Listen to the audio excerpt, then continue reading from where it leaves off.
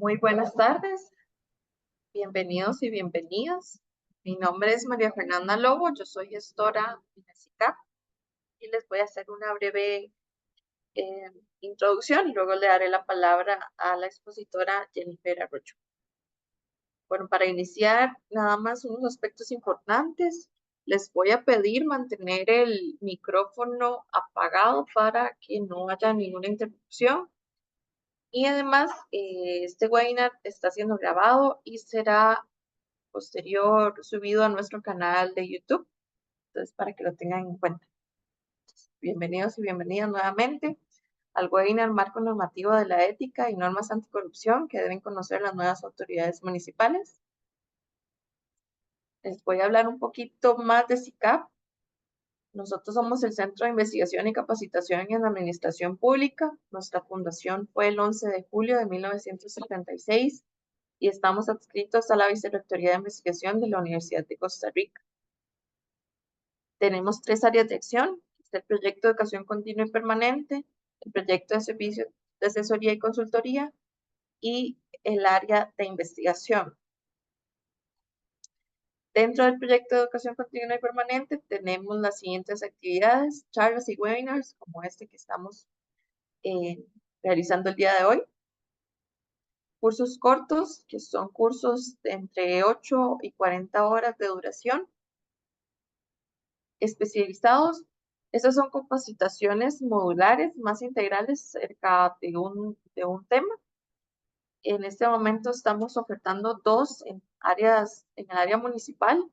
Jennifer más adelante les va a hablar un poquito más de los contenidos y de estos webinars. Especializados. Y por último tenemos las capacitaciones a la medida, que son cursos diseñados a una necesidad específica de una institución. Y ahora les voy a presentar a la expositora del día de hoy. Y a la señora Jennifer Isabel Arroyo Chacón. Jennifer es doctora en Derecho, además es doctora en Gestión Pública y Ciencias Empresariales. Tiene un máster en Administración Pública con énfasis en Gestión Pública de la Universidad de Costa Rica. Se ha desempeñado como auditora, abogada, jueza de la República y además funge como docente universitaria e investigadora académica. Y ahora, para no quitarles más el tiempo, le doy la palabra a Jennifer para que continúe con la exposición. Muchas gracias. Buenas tardes. Bueno, en primer lugar, agradecerles haber tomado su ratito ahora en estas horas de la tarde para conectarse a esta actividad, para hablar de estos temas que cada vez son más actuales y cada vez son más relevantes, lo que es la temática de la ética, ya no tanto desde un ámbito filosófico, sino lo que llamamos hoy en día la ética aplicada, que ahorita voy a mencionarlo, y lo que es la lucha contra la corrupción, que cada vez se convierte en un tema todavía más relevante para nosotros, ¿verdad? Como funcionarios, como sociedad costarricense, como país. Voy a proyectarles una pequeña presentación que hice con las ideas que entiendo se les estaría compartiendo, ¿verdad? Posteriormente estaríamos compartiendo a las personas que participaron hoy la presentación. De un momentito para salir de aquí porque aquí no era. No, ¿dónde está? ¿Dónde lo tengo?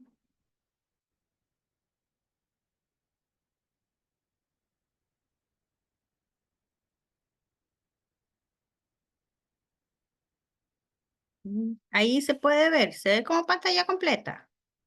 Sí, se ve pantalla completa. Se ve pantalla completa. Ok, muchísimas gracias. Bueno, como les mencionaba, en este pequeño ratito vamos a hablar sobre el marco normativo de la ética y las normas anticorrupción. Aquí, bueno, en realidad lo dirigimos a las nuevas autoridades municipales porque, como sabemos, este año hubo cambio de autoridades en en los gobiernos locales. Muchas personas ingresan a estos cargos siendo su primera experiencia en la función pública.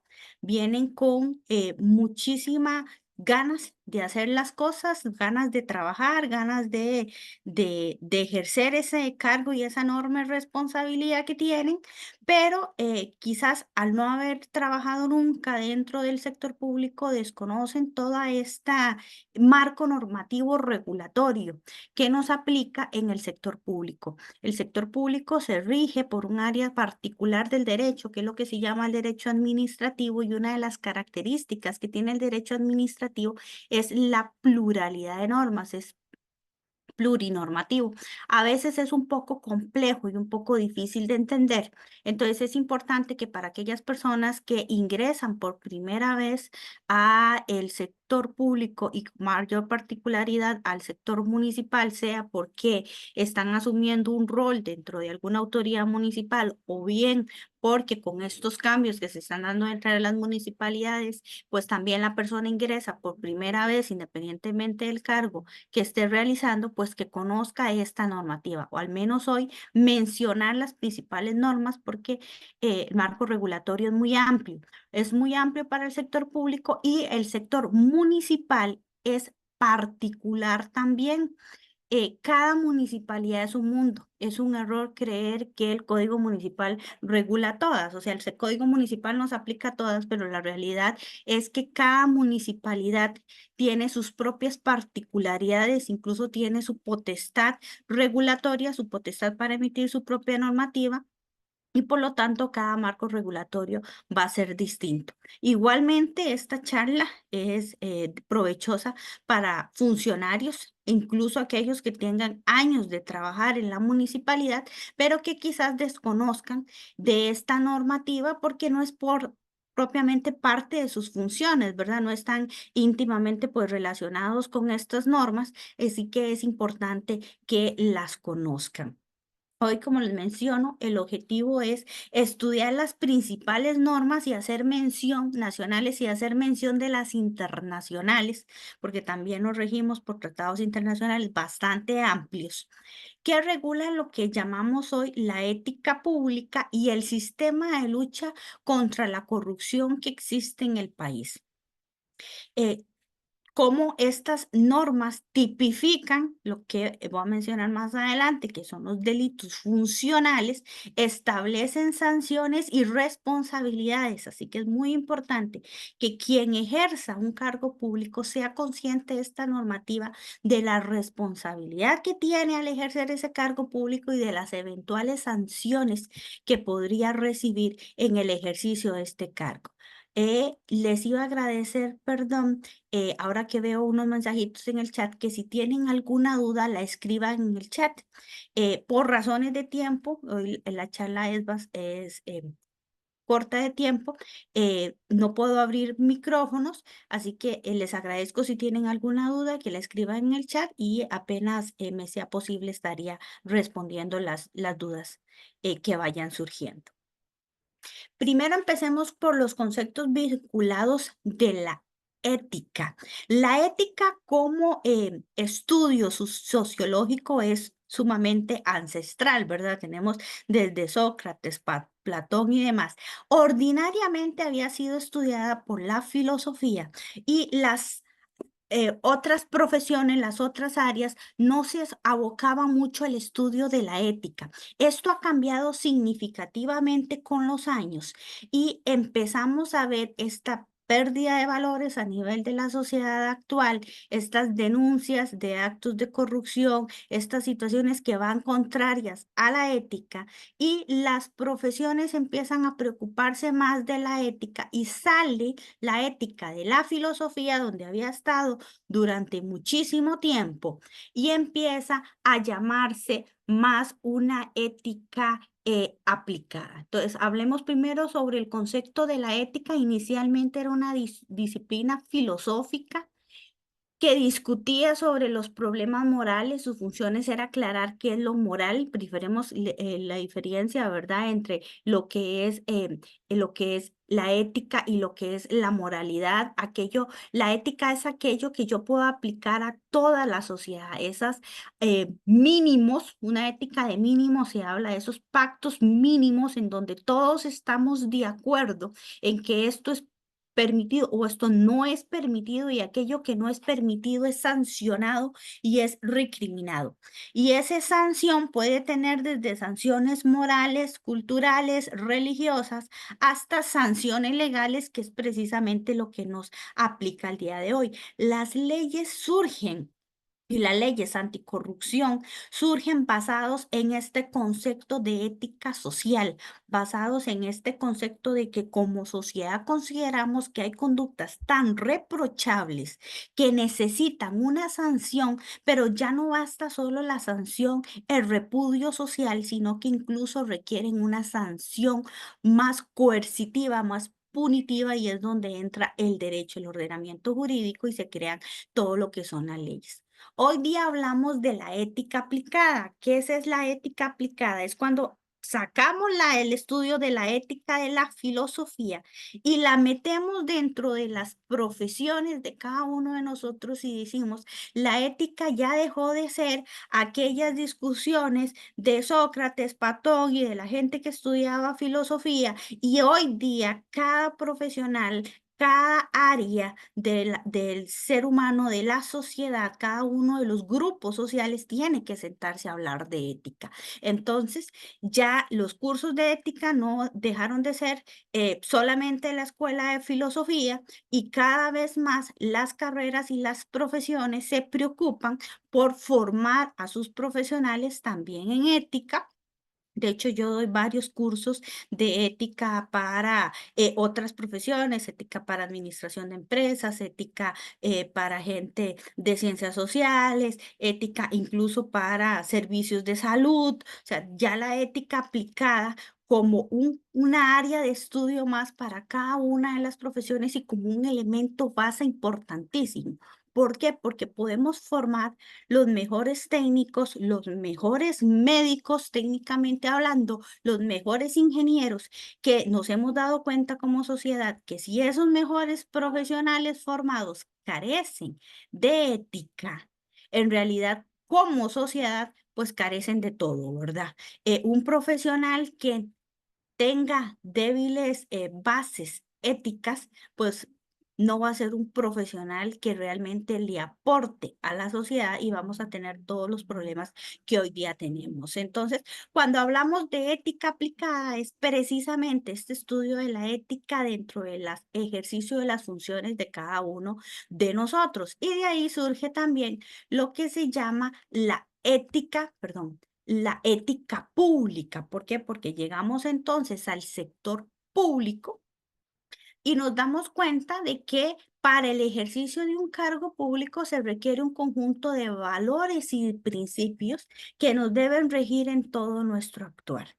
Ya no es suficiente con la formación de valores y principios que trae cada uno de su casa. Quizás en los años 70 y allá a inicios de los 80, las instituciones públicas no se preocupaban por formar a sus funcionarios en ética, en valores, en principios, no se preocupaban tanto por las comisiones de ética como hoy, porque con la formación que cada uno tenía de su casa, con los valores religiosos que habían recibido en su infancia, era suficiente. Hoy nos damos cuenta que eso ya no es suficiente.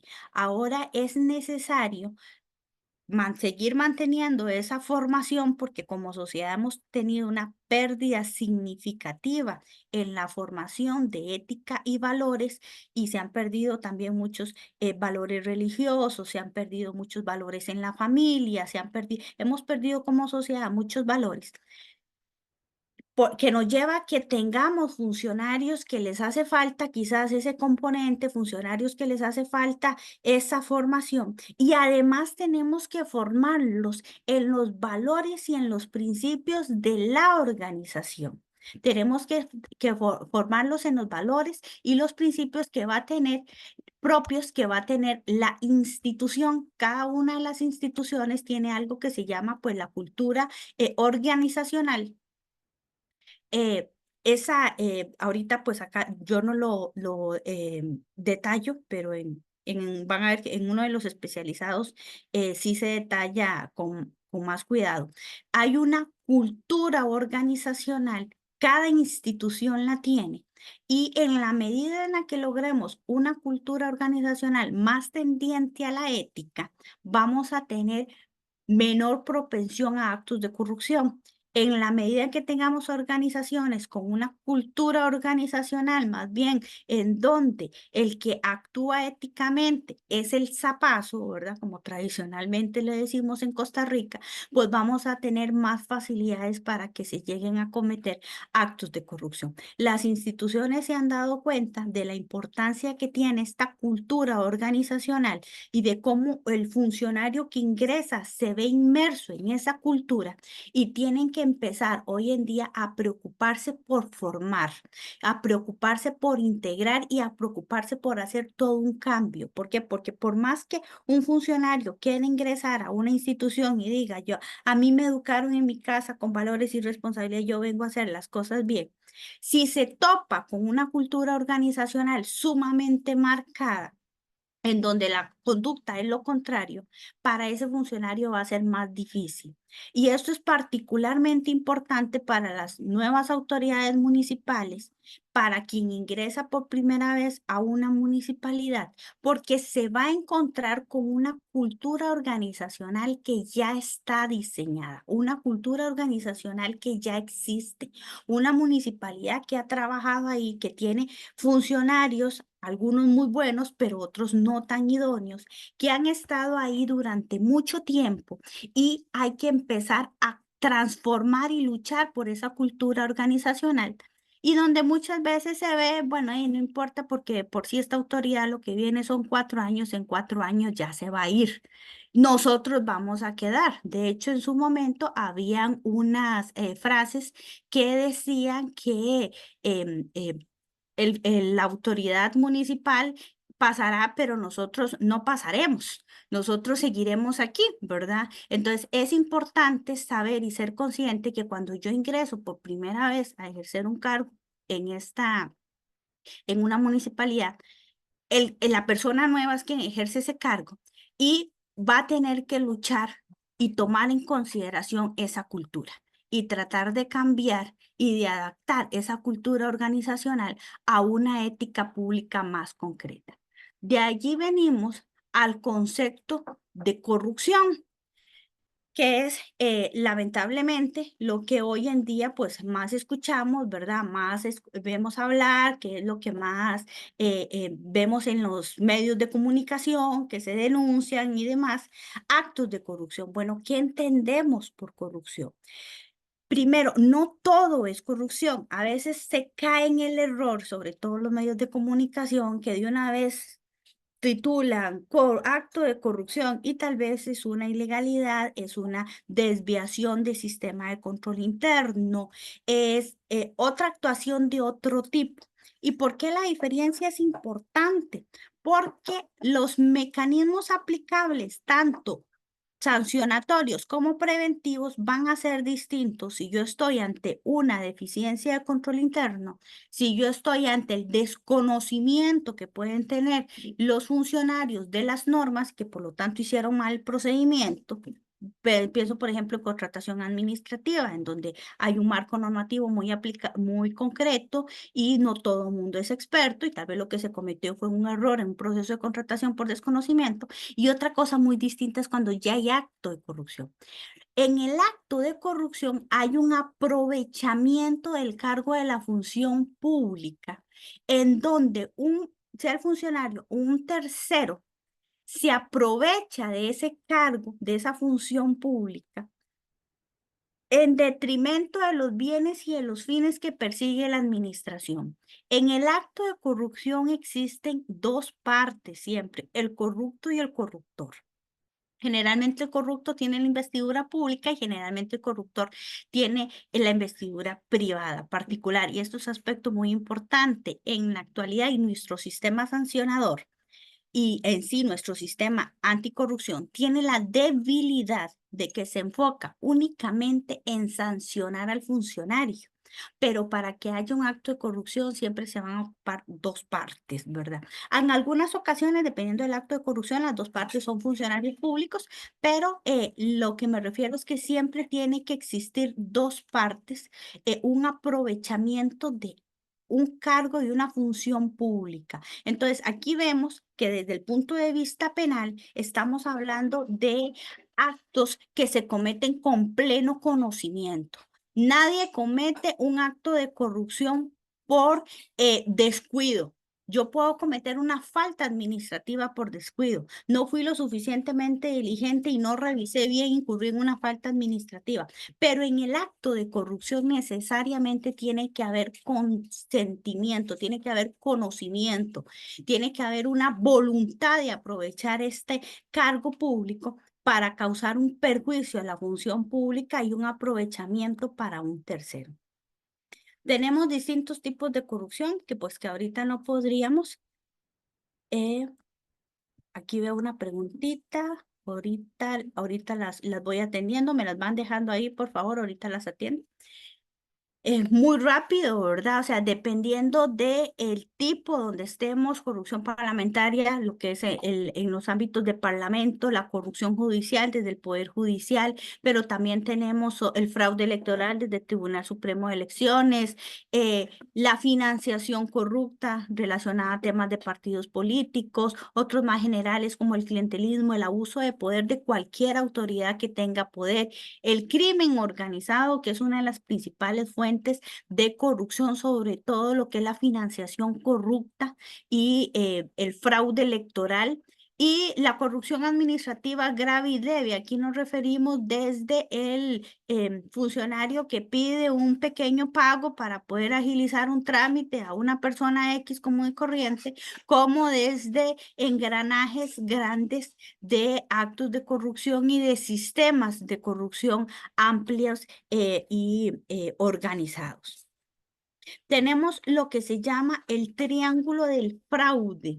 Esto es cómo se justifica la persona corrupta. Este triángulo del fraude ya es bastante antiguo, incluso actualmente hablan de 4 elementos más de 3, pero en su momento se había hecho un estudio de los principales escándalos de fraude y se le había preguntado y se habían analizado a los autores de esos actos de fraude qué los había llevado a eso y hablaban sobre un tema de la oportunidad, de allí la importancia de los sistemas de control interno. Hace 15 días hablamos un poquito de control interno de auditorías municipales. Tener adecuados sistemas de control interno permiten disminuir la oportunidad. Tenemos un refrán en Costa Rica que decía que en arcas abiertas hasta el más justo peca, ¿verdad? Si es muy fácil cometer actos de corrupción, pues se abre la oportunidad. Si alguno no tuvo la posibilidad de ver el webinario de hace 15 días, me parece que está en el canal de YouTube. Me parece que se grabó y está por ahí en el de SICAP.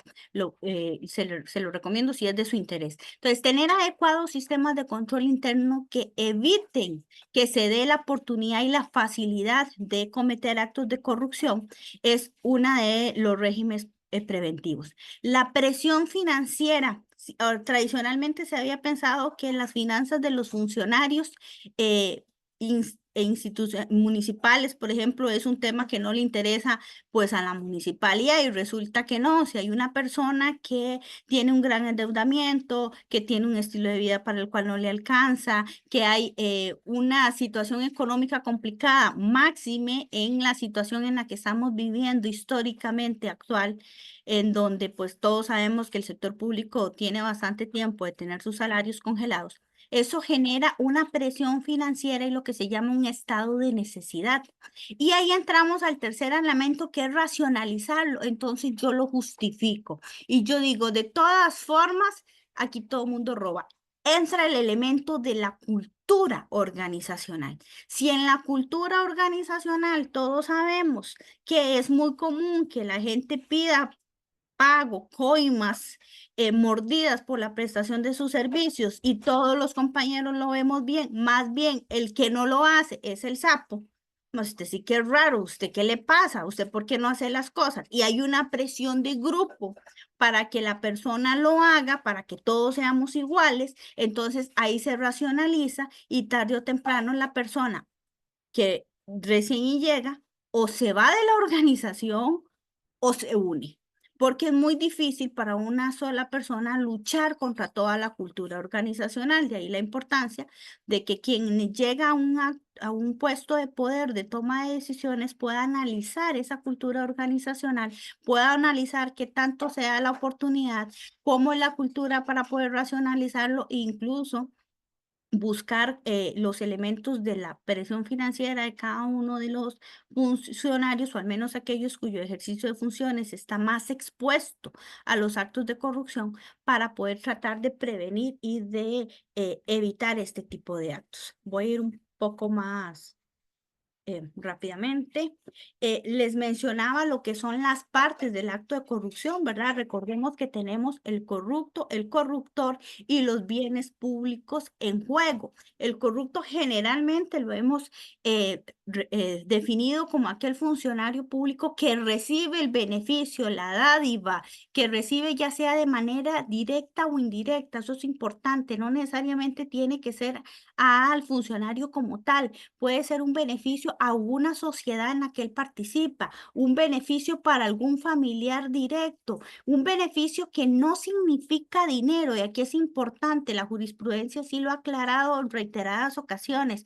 Cuando la ley contra la corrupción y el enriquecimiento ilícito habla de beneficio, no significa siempre pago o soborno. Un beneficio puede ser que me den un bien en usufructo. Un beneficio puede ser incluso que a un hijo mío le vaya muy bien en las calificaciones, en las notas. Un beneficio puede ser cualquier elemento que me permita a mí, que me convenza a mí poder incurrir en alguna de estas prácticas.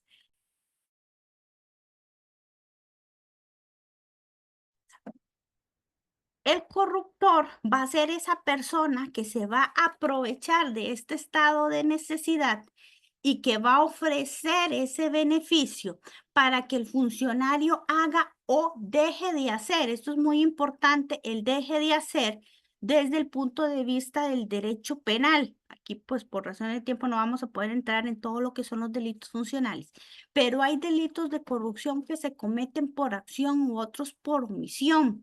Cuando yo más bien es, déjeme ese expediente, por poner un caso judicial, por ejemplo, deje ese expediente ahí quedito, ni lo toque, que ni se mueva. ¿Para qué? Para que prescriba, para que prescriba la deuda, para que a mí no me la cobren, o ámbito municipal, deje eso ahí queditito, que ni siquiera me cobren a mí los impuestos municipales, para que cuando la municipalidad haga alguna gestión yo pueda alegar prescripción del capital más los intereses, porque ya se les pasó el tiempo de cobrar. O no me fiscalice, usted quédese ahí, no venga, no se acerque por acá que tenemos la construcción, y no me fiscalice. Puede ser hacer en actuación, por ejemplo, un beneficio para una adjudicación de una contratación administrativa, o simplemente dejar de hacer. Entonces, se le da al funcionario algún tipo de beneficio para que haga o deje de hacer. El corruptor es quien se aprovecha o se beneficia de eso. Como les mencioné hace algunos momentos, nuestro sistema anticorrupción tiene esa falencia. Si ustedes revisan nuestro ordenamiento jurídico, lo que hay es un artículo en el Código Penal que es el de penalidad de corruptor, nada más un artículo. Y es un sistema muy débil en ese sentido. Nos hace falta más, no solamente del ámbito sancionatorio, sino preventivo y también formativo, de que así como al funcionario público se le repudia con justa razón, y así debe ser cuando ha incurrido en actos de corrupción, pues que también se repudie y se sancione a los corruptores. Todos sabemos por ahí de alguna empresa que está siendo investigada, pues, por participar en actividades de corrupción y sigue recibiendo contrataciones del Estado. Uno dice, bueno, aquí hay algo que no nos está funcionando. Dice, buenas tardes, posible que ahorita vemos ese tema. Normativas internacionales anticorrupción. Antecedente importante. La temática de lucha contra la corrupción es muy antigua. Ya había venido afectando a muchos países de la región latinoamericana y muchos países en el mundo, digamos, a nivel mundial. Costa Rica, como siempre y en todo, vamos detrás. eso había conllevado a que primero surgieran las convenciones internacionales, después nosotros las ratificamos y por último reformamos nuestro Código Penal y nuestra Ley contra la Corrupción y Enriquecimiento Ilícito. Entonces, para que entiendan el orden histórico, primero se dieron las convenciones y después se dio la reforma. ¿Qué había pasado en Costa Rica? Costa Rica había ratificado dos convenciones, las más importantes, que ya la vamos a mencionar, la Convención Interamericana de Lucha contra la Corrupción de los países miembros de la OEA y la Convención de las Naciones Unidas de Lucha contra la Corrupción. Pero las habíamos ratificado como hemos ratificado todos los tratados internacionales. Costa Rica es maravilloso en la ONU. Llega y a todo le dice que sí, aprueba muy bien. Bellísimo, traen la Asamblea Legislativa para ratificar una convención internacional, tiene que hacerse únicamente por vía legislativa. Se aprueba la ley y la dejamos ahí guardadita. No hicimos absolutamente nada por implementarla hasta que se dan los escándalos de corrupción de los presidentes, que creo que casi todos escuchamos en algún momento, y si no, por lo menos en los estudios en la universidad, pues ahí los hemos escuchado, ¿verdad? Los casos de los expresidentes, casos de corrupción. ¿Hay algún diputado y ante estas noticias y estos casos que nos asustaron como ciudad costarricense? Nos dimos cuenta que mira, aquí en Costa Rica la situación también está grave. Y sacamos estas convenciones internacionales y ahora sí empezamos a reformar el Código Penal y se hizo una reforma integral de la Ley contra la Corrupción y Enriquecimiento Ilícito. La ley anterior que teníamos no decía nada, prácticamente nada. Entonces, la Ley contra la Corrupción y Enriquecimiento Ilícito en la función pública fue prácticamente una norma nueva que se basa en estas dos convenciones. Lo que hacemos es recopilar lo que nos dicen estas convenciones y tipificarlo, lo que en derecho se llama tipificarlo, incluirlo dentro de una norma de nivel nacional, que es de hecho uno de los compromisos, solo que nosotros no habíamos cumplido con esos compromisos, ¿verdad? Como buenos ticos siempre vamos detrás. La primera convención internacional que existió fue específicamente para América y América Latina en particular. Los países miembros de la Organización de Estados Americanos, quizás porque América Latina siempre hemos sido más golpeados por esta temática, fueron los primeros en darse cuenta de la necesidad que teníamos de luchar contra la corrupción, de los actos de corrupción, y establecen esta convención. Esta era un poco, ¿cómo lo explico más bien? En este momento está desfasada, pero en la época en la que surge, pues era el instrumento normativo internacional más importante que teníamos, porque fue la primera que se dio, que lo que buscaba era que los países, a través de sus sistemas internos, tuvieran mecanismos para prevenir, detectar, sancionar, y tenían un objetivo, hay una palabrita que yo decía, eran muy optimistas: erradicar la corrupción. Hoy yo diría que nadie se atrevería a decir que se puede erradicar la corrupción, pero por lo menos controlarla. Y también se buscaba facilitar la cooperación internacional para que estos mecanismos de prevención, detección y sanción y erradicación de la corrupción fueran más expeditos. Por ejemplo, ahorita creo que les voy a mencionar uno de los tipos, es el soborno transnacional. Antes de esta convención, el soborno transnacional no estaba tipificado. Para que me entiendan un poquito, soborno transnacional viene siendo el caso de Odebrecht. No sé si alguno lo ha escuchado. Fue un caso de una constructora brasileña que tenía contratos de obra pública, mega contratos de obra pública en prácticamente todos los países de América Latina. Solo en Centroamérica no, pero porque nosotros centroamericanos somos tan pequeñitos y nuestra obra es tan pequeñita que a ellos no les interesaba. Pero que lo lograba por tema de pago de sobornos y demás. Ese era su propósito y pues su ámbito de aplicación, como toda convención internacional, eran los estados parte. Costa Rica fue uno de los primeros, digo que la ratificó, pero tardamos bastante tiempo en implementarla. Después tenemos la Convención de las Naciones Unidas de Lucha contra la Corrupción, que lo que buscaba era fortalecer las medidas preventivas y de combate contra la corrupción. Igualmente, promover la cooperación internacional y la integridad y la rendición de cuentas. Vea que ya desde este entonces empezamos a hablar del tema de rendición de cuentas como mecanismos preventivos. Costa Rica ha ido avanzando. Nuestro primer paso fue en el régimen punitivo, sancionatorio, o sea, de castigar los actos de corrupción a través de las reformas legislativas, pero estamos en proceso y hemos avanzado lentamente en el ámbito preventivo. Ese ámbito preventivo que tiene que ver con cultura organizacional es más propio de cada una de las municipalidades. Cada una de las autoridades locales tiene que buscar cómo implementar adecuados sistemas de control interno, educación y formación en valores, mecanismos de rendición de cuentas de transparencia para ir cambiando la cultura organizacional a que sea una cultura organizacional más dada a la lucha contra la corrupción. Dentro de estas reformas punitivas, tenemos lo que se llama la teoría de los delitos funcionales. Y aquí entra el concepto de administración pública para el derecho penal. Cuando bueno, los que han estudiado administración pública saben que hay un concepto de administración pública que se define como una ciencia entre que tiene elementos de la administración general, la política y el derecho. Pero para el ámbito penal, en realidad la administración pública es todo el ejercicio de un poder público.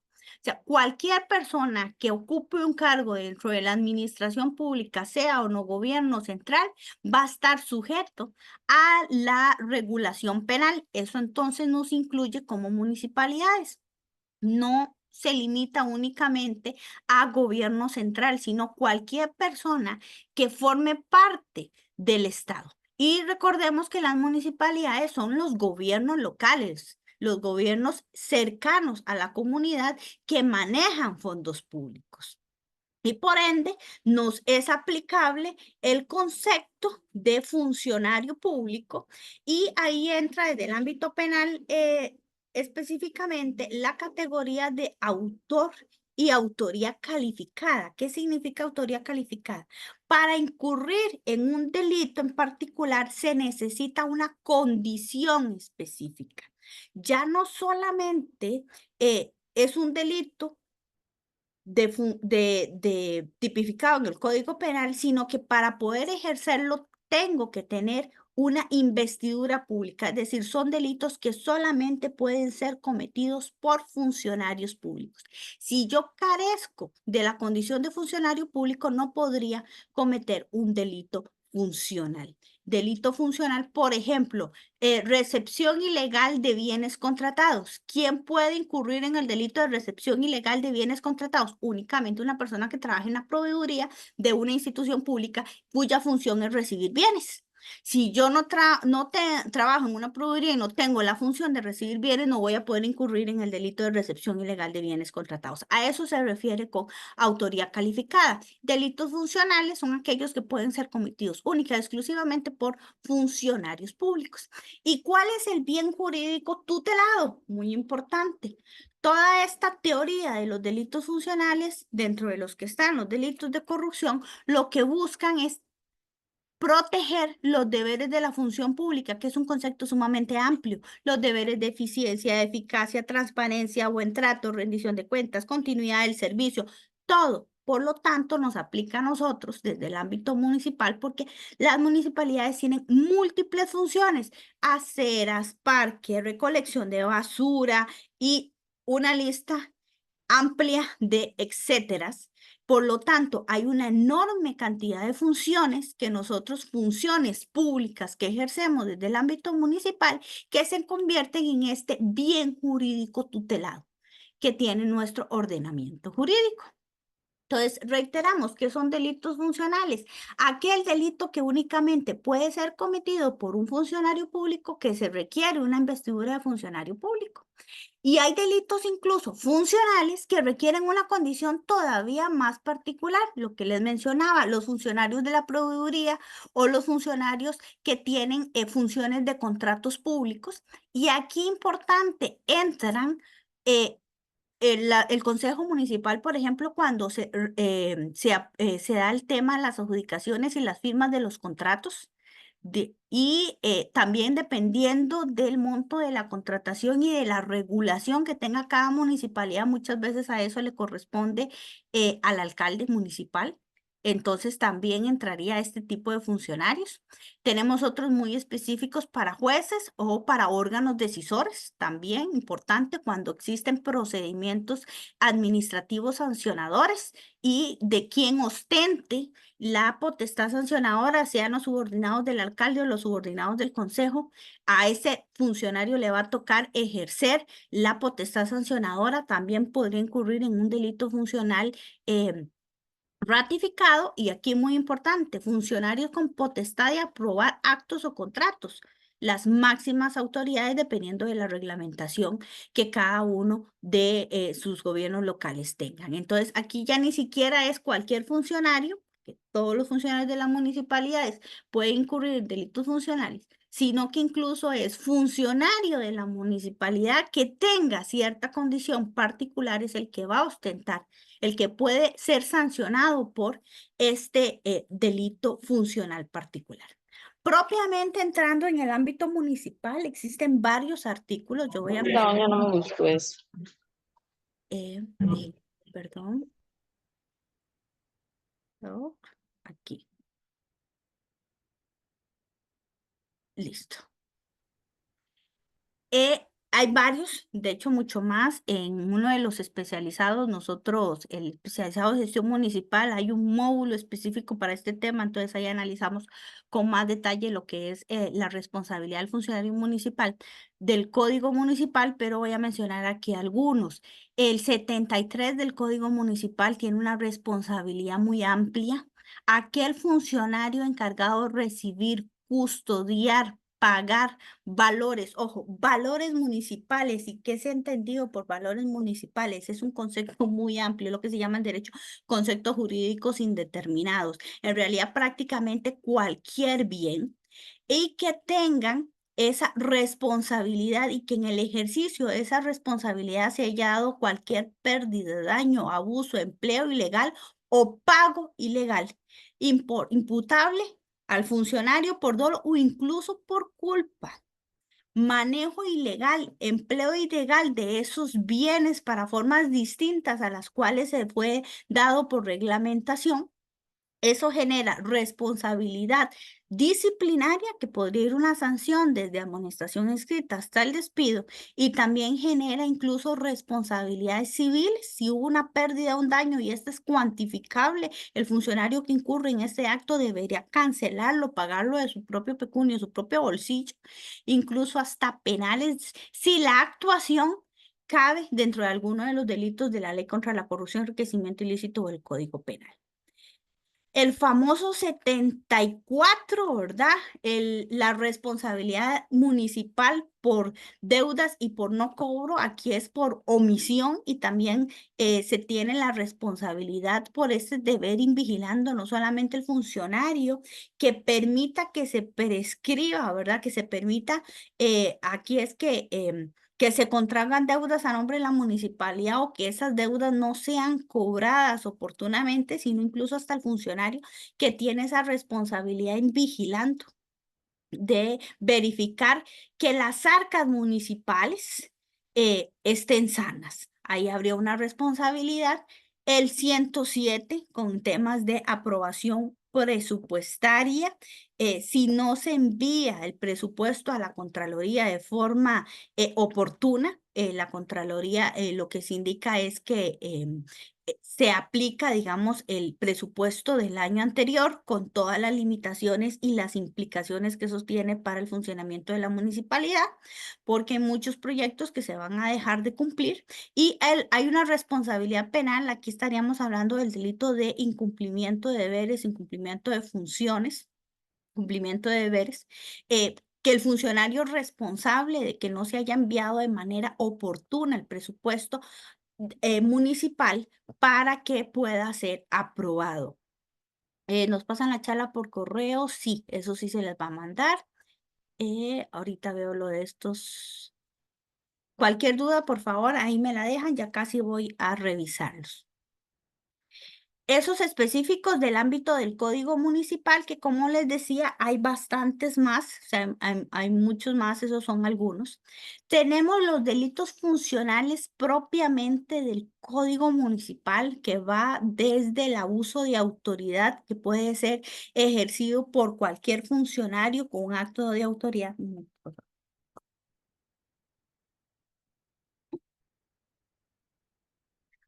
Incumplimiento de deberes, que también es un em, delito bastante amplio, aplicable a cualquier funcionario que se demuestre, y aquí importante, que ha incumplido de sus deberes por responsabilidad y por una conducta totalmente que le es achacable, ¿verdad? Si no ha cumplido con sus deberes porque existe una enorme sobrecarga de trabajo, no ha cumplido con sus deberes porque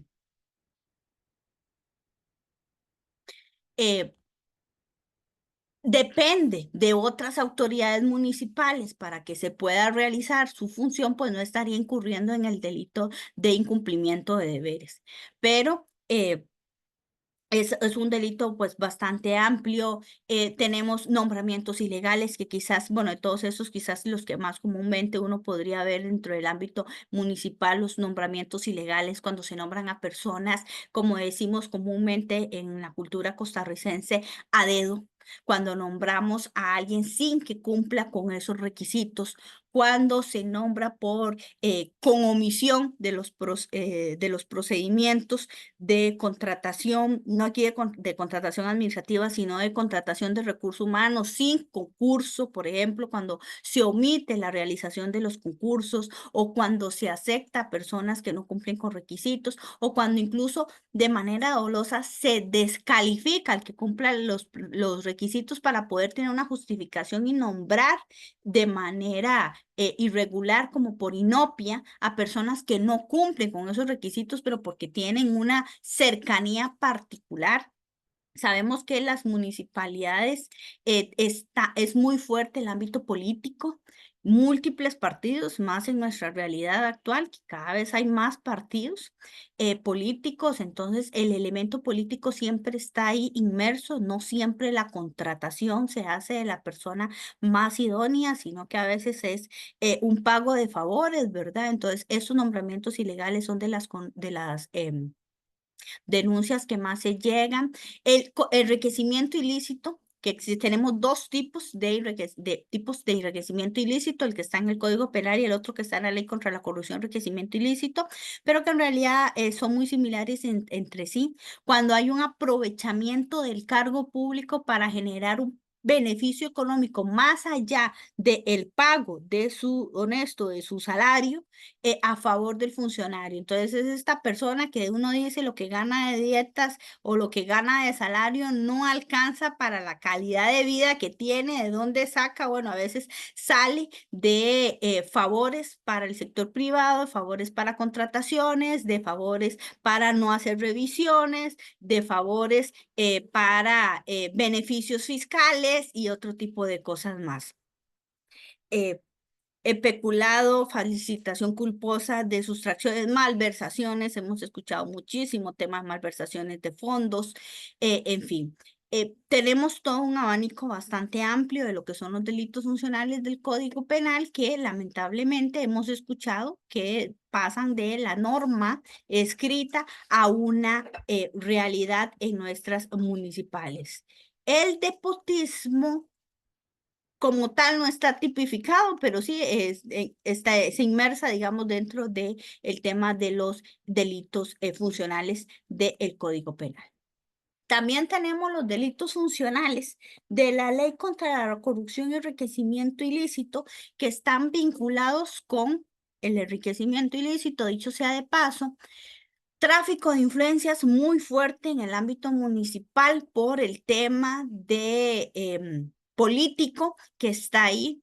También hablamos de los deberes con la declaración jurada de bienes para aquellas personas que vienen ingresando a la función pública. Es muy importante que sepan que esta ley establece como un régimen preventivo de la corrupción el deber de declarar sus bienes, que tienen que presentar una declaración inicial, una de actualizarla anualmente y una declaración final. Es importante porque a veces se termina el periodo de nombramiento, si es un puesto por elección popular, por el periodo de 4 años, y quienes dejan el cargo omiten presentar la declaración final, máximo si van a trabajar al ámbito privado o si eran personas jubiladas. Si van a otro cargo público donde también tienen la obligación de declarar, pues van a continuar con la declaración.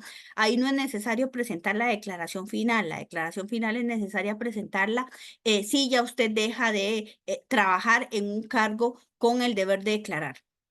Pero si se mantiene en un cargo, tiene la obligación de deber declarar, solamente presenta la de mayo.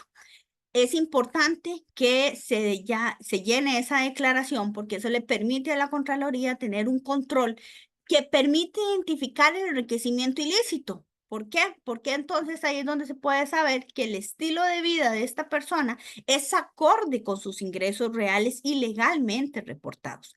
Si ya vemos temas de personas que tienen un enriquecimiento más allá, habría que justificarlo. Y también por ahí está la norma de la posibilidad de que se pierdan a favor del Estado estos bienes que fueron obtenidos de forma ilícita o que corresponden a un patrimonio que yo no puedo justificar, ¿verdad?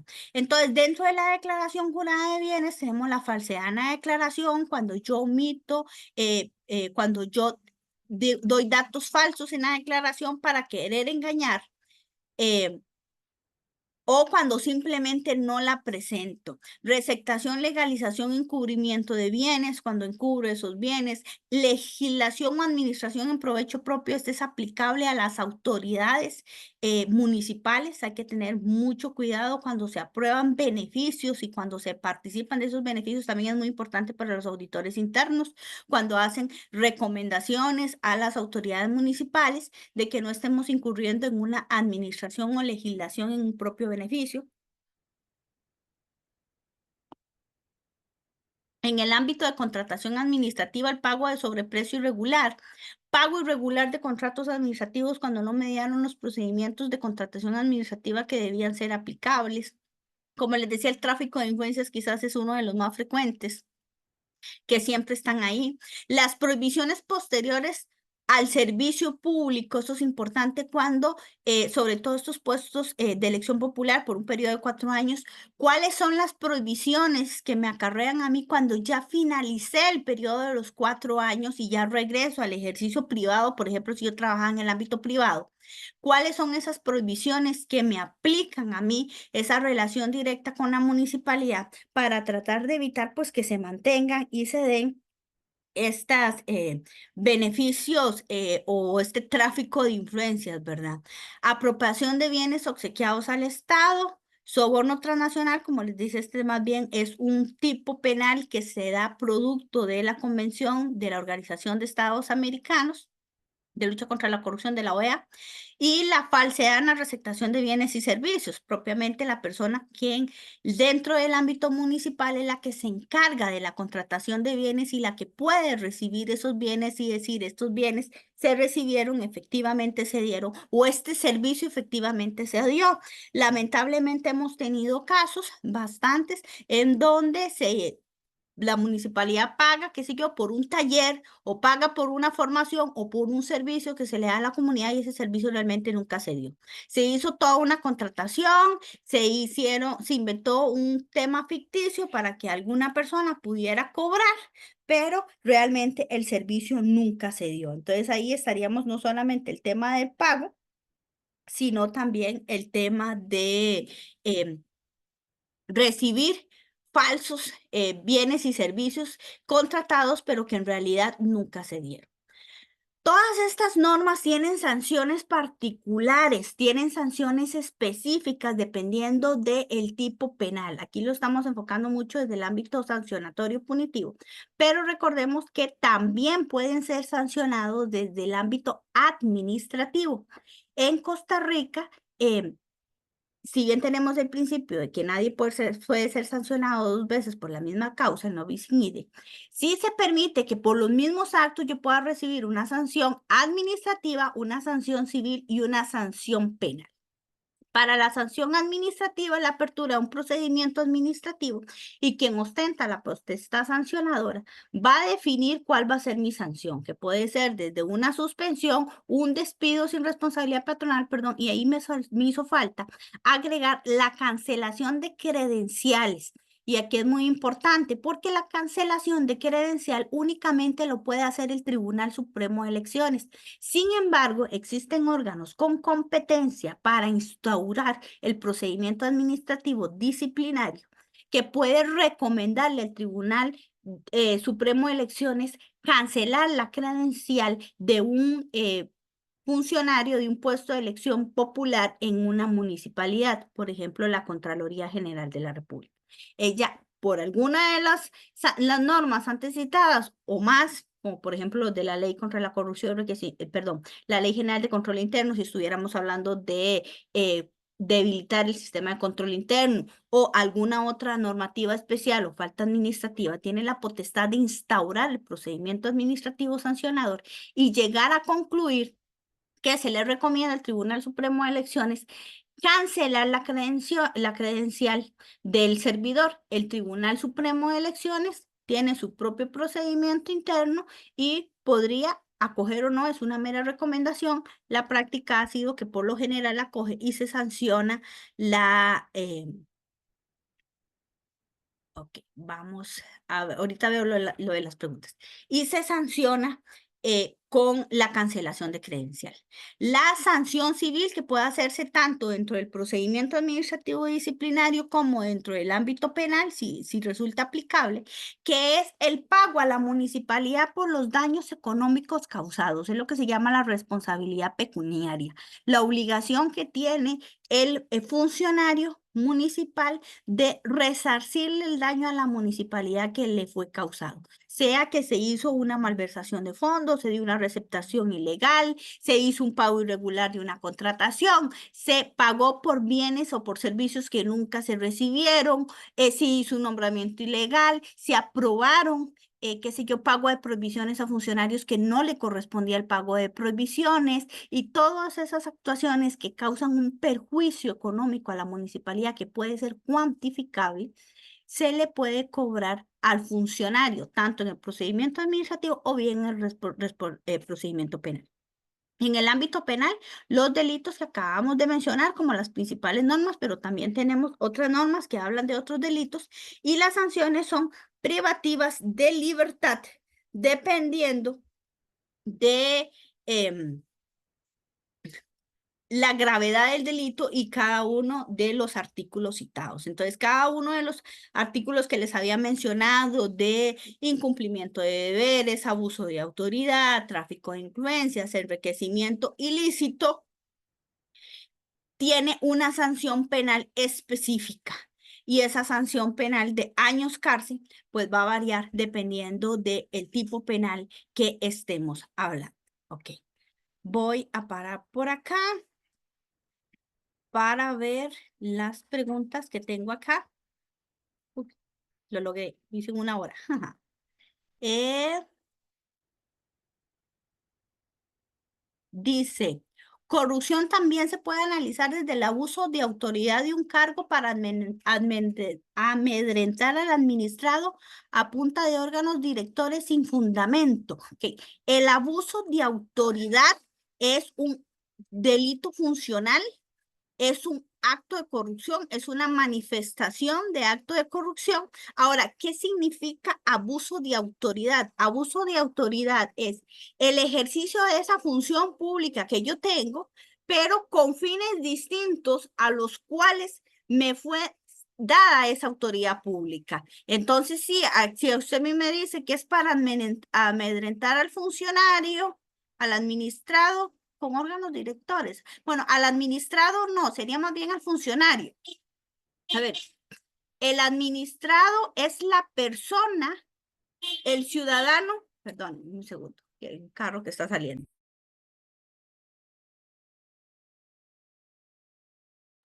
El administrado es la persona, el ciudadano que recibe el servicio público. Al ciudadano no se le puede instaurar un procedimiento administrativo disciplinario, que es lo que le entiendo como órgano director. El órgano director es uno de los elementos del procedimiento administrativo disciplinario. Me imagino que aquí me está hablando al funcionario, al funcionario. Si hay un abuso de autoridad en ese sentido, digamos como una manifestación de abuso de autoridad, para poder generar temor dentro de los funcionarios, estaríamos hablando de una conducta típica de acto de corrupción. Ya les compartieron el link de la vez anterior del tema de control interno y las auditorías. Ajá, después nos dice Don William que sí es posible que este tipo de charla la puedan brindar de forma presional a funcionarios de una determinada municipalidad. Aquí es Jessica, le contestó. Perfecto, muchas gracias. Sí, aquí se dan capacitaciones in-house. Michael dice, excelente charla, lástima que no se aproveche por un mayor número de personas. Pues sí, ¿verdad? La invitación es gratuita, la actividad es gratuita y totalmente abierta. Entonces, pues, y en realidad es un ratito corto, ¿verdad? Lo que habíamos programado. Ya les está mencionando, que dicho aquí ya se los pasó, María Fernanda, las aperturas de las capacitaciones, que ahorita les voy a hablar un poco más de esto. Dice, es normal que en los cambios de gobierno, como dicen, se genera controversia con los favores políticos. En el caso de los nombramientos de puestos interinos sin hacer una recepción del currículum, ¿se puede solo meter a alguien por 15 días?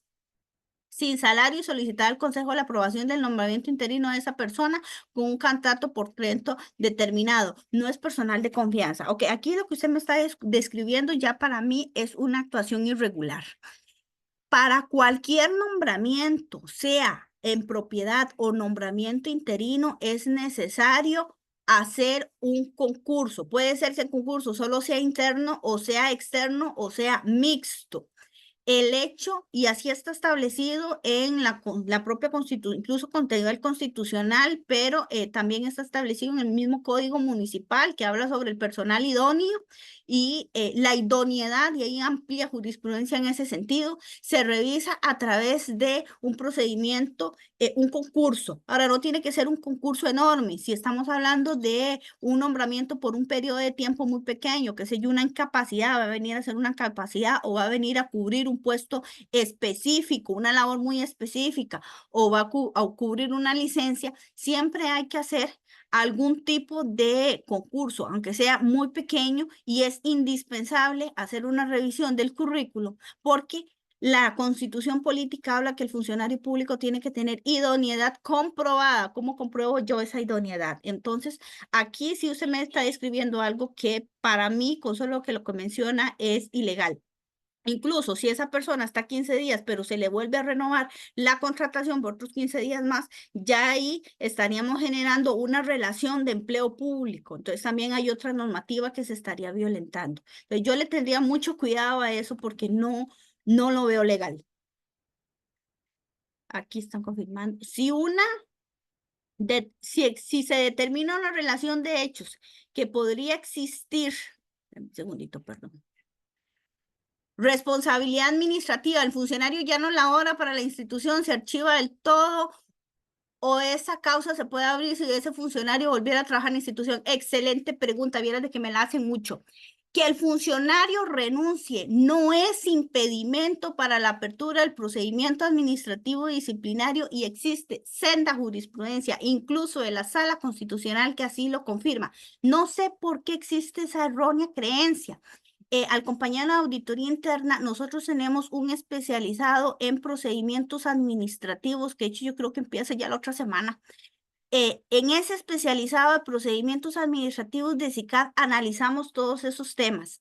Hay que ir borrándose eso de la cabeza. El funcionario ya no trabaja en la institución, no importa, se abre el procedimiento administrativo disciplinario. puedo cobrar responsabilidad civil si hubo algún daño económico. El funcionario ya no trabaja en la institución, no importa. Probablemente no le voy a aplicar una sanción directamente, pero yo sí puedo cambiar, por ejemplo, que la causa de finalización del contrato de trabajo con la municipalidad ya no es renuncia, sino que es despido. Cuando ya se finaliza el procedimiento administrativo disciplinario, le puedo cambiar la causa. Si a esa persona se le hizo por algún tipo de convención colectiva o demás algún pago de prestaciones laborales porque renunció y ahora lo que hay es un despido, se le puede cobrar esa plata. Y si hubo responsabilidad civil y se determinó en el procedimiento administrativo disciplinario que hay responsabilidad civil, la administración lo certifica porque eso tiene condición de título ejecutivo y se puede ir a los juzgados de cobro del Estado, que son los que están ahí en Goicochea, a perseguir los bienes del funcionario y de tratar de cobrarle ese condenatoria a favor de la municipalidad, si tiene casa, si tiene carro, o se le embarga el salario de la institución en donde esté. Ya ahí sí sería en vía judicial, pero es necesario que yo haga procedimiento administrativo disciplinario, no importa si el funcionario ya no trabaja, lo puedo abrir.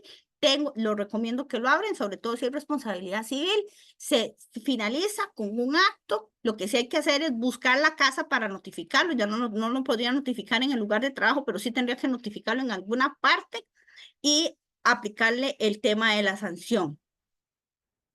Eh, ¿Se puede considerar falta el delito cuando el Consejo toma una postura de no hacer públicas las denuncias que llegan al Consejo? Ok, no. A ver, las denuncias por ley de control interno tienen carácter confidencial. Entonces, las denuncias sí son confidenciales. Lo que se hace público es el resultado, por así decirlo, de esa denuncia cuando no tiene implicaciones sancionadoras o no tiene implicaciones penales.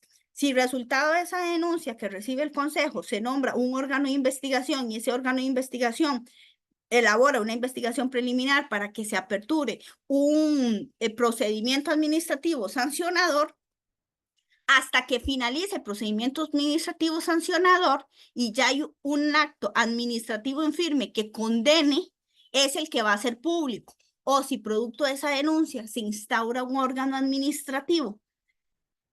investigación y se hace una denuncia ante el Ministerio Público, eso va a seguir siendo confidencial, ¿verdad? Hasta que en el Ministerio Público se decida si se continúa con la etapa juicio, se eleva a juicio, eso solamente lo define el Ministerio Público por la ley orgánica del Ministerio Público, es el único ente que tiene potestad en el país de definir si esa denuncia que recibió de la municipalidad se eleva a juicio o se desestima y se archiva la causa. Pero en sí las denuncias son confidenciales. Lo que sí yo le puedo pedir al Consejo, y es importante que el Consejo lo haga, es como cuántas denuncias se ha recibido y qué se ha hecho.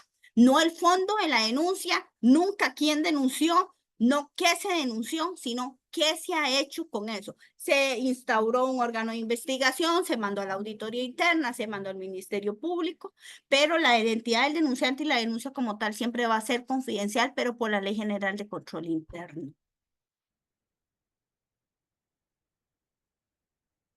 Aquí doña Maile nos sigue dando datos. Yo revisaría esa contratación porque si no se hizo ningún proceso de contratación administrativa, eh, más bien de concurso público, ni si revisó el currículum, estaríamos ante un posible nombramientos ilegales. Si el funcionario se apega a la jubilación, igualmente le puedo instaurar el procedimiento administrativo disciplinario. Aquí lo que va a hacer es un poco más difícil cobrar la responsabilidad civil porque la pensión es inembargable, pero la causal ya no sería, digamos, jubilación, sino despido. Puedo cambiar la causal de finalización del contrato laboral. Se nombran funcionarios interinos, dice otro caso se da es por sacar concursos de propiedad, se nombran funcionarios interinos, pero de acuerdo a sus competencias. Funcionario 1 en puesto administrativo y funcionario 2 en un puesto técnico, pero al trabajar el funcionario administrativo trabaja en el puesto lo del técnico y el técnico en administrativo. Sí, eso está bastante extraño. Sí sería importante que se haga la revisión correspondiente. Ok. Ya para finalizar y no quitarles más su tiempo, de mi parte quisiera invitarlos a las próximas actividades que tenemos en el ámbito municipal. Vamos a tener el 12 de junio un conversatorio sobre los desafíos que enfrentan las nuevas autoridades municipales con 3 exponentes muy buenos. Doña Yenori, que es profesora de aquí de SICAP, del especializado en gestión municipal. Don Jorge Leiva, que creo que muchos lo conocen, ¿verdad? Que es toda una institución en el derecho municipal, que también es profesor acá del SICAP. Tenemos a don Olvan Rojas, que él fue director de la Unión Nacional de Gobiernos Locales hace algunos años como externo, y la suscrita que va a fungir como moderadora. También es una actividad gratuita. También por plataformas tecnológicas para que por favor se puedan conectar. Y finalmente, pues promocionarles un poco los especializados que ya está en apertura y matrícula, ya les pasaron el link, el especializado en administración tributaria municipal, que es una de las labores más importantes y pilares de la gestión municipal, ¿verdad? Sin recursos no podemos hacer nada, como decían los abuelitos de antes, ¿verdad? No se puede hacer chocolate sin cacao, entonces la labor tributaria y de recepción de recursos es muy importante, esa está para apertura en junio, y también ya está matrícula el especializado en gestión municipal, donde tenemos un módulo completo que imparte la suscrita sobre este tema. Nos dedicamos 5 clases completas a analizar las normas anticorrupción, los delitos funcionales, las sanciones, todo esto con toda la profundidad, ¿verdad? Que nos daría, que hoy no pudimos por el tema del tiempo, y que también ya está en apertura, en matrícula, y que empieza Dios mediante en julio. Ya les pasaron los links por si alguno tiene interés, y me encantaría pues poder tenerlos ahí estudiantes. No sé si hay alguna última pregunta. ¿Alguna última pregunta? Y si no, pues de mi parte, invitarlos a que revisen los links que les mandaron, y espero poder tenerlos como estudiantes en algún momento. Muchas gracias.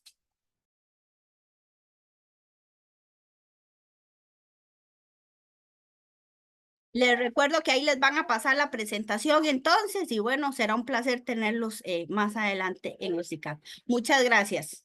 Muchas Gracias, gracias. profesora. Buenas noches. Buenas noches.